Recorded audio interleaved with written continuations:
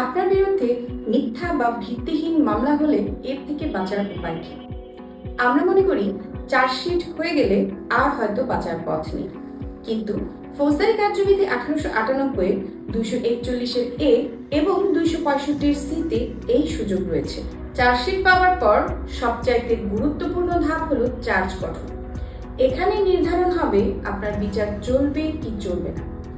এই জায়গায় একটা সূক্ষ্ম পার্থক্য রয়েছে চার্জশিট এবং চার্জ গঠনের মধ্যে। আমরা অনেকেই চার্জশিট এবং চার্জ গঠনকে এক করে ফেলি, কিন্তু চার্জশিট হচ্ছে পুলিশ কর্তৃক প্রদত্ত একটি রিপোর্ট, অর্থাৎ আপনার বিরুদ্ধে আনিত অভিযোগের সত্যতা যদি পাওয়া যায় তবে সেই ক্ষেত্রে পুলিশ আপনার বিরুদ্ধে যে রিপোর্টটা প্রদান করবে সেটাই হচ্ছে চার্জশিট। আর চার্জ গঠন হচ্ছে আদালত বা বিচারক মামলা শুরু করার আগেই চার্জ গঠন করে।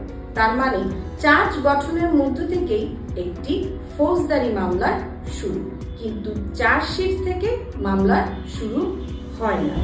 চার্জশিট বিচারক গ্রহণ করবে কি করবে না সেটা সম্পূর্ণ তার ডিসক্রিশনারি পাওয়ার, অর্থাৎ বিবেচনামূলক ক্ষমতা। বিচারক যদি দেখেন আপনার বিরুদ্ধে আনিত অভিযোগ ভিত্তিহীন এবং কোনো সত্যতা নেই, তাহলে সেই ক্ষেত্রে আপনাকে অব্যাহতি বা ডিসচার্জ প্রদান করবে।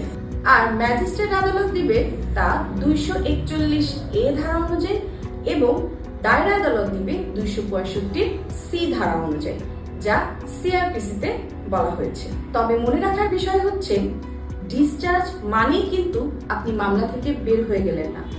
যদি বিচারক বা পুলিশ আপনার বিরুদ্ধে আনিত অভিযোগের সত্যতা ভবিষ্যতে খুঁজে পায়, তাহলে সেক্ষেত্রে কিন্তু মামলাটি আবার সক্রিয় হয়ে উঠবে। আমরা অনেকে না জেনে বছরের পর বছর এরকম হয়রানিমূলক মামলা চালাতে থাকি, কিন্তু চার্জশিট প্রদানের সময়ই আপনার আইনজীবী যদি সঠিকভাবে প্রমাণ করতে পারে যে মামলার প্রাইমারি ফেসিয়াল কেস বা বিষয়বস্তুটা সম্পূর্ণ ভিত্তিহীন, তাহলে মামলার বিচার শুরু হওয়ার আগেই আপনি সেই মামলা থেকে মুক্তি পেতে পারেন। মনে রাখবেন, আইনের সঠিক জ্ঞানই হচ্ছে আপনার সবচেয়ে বড় সুরক্ষা। আইন জানুন, নিজেকে নিরাপদ রাখুন।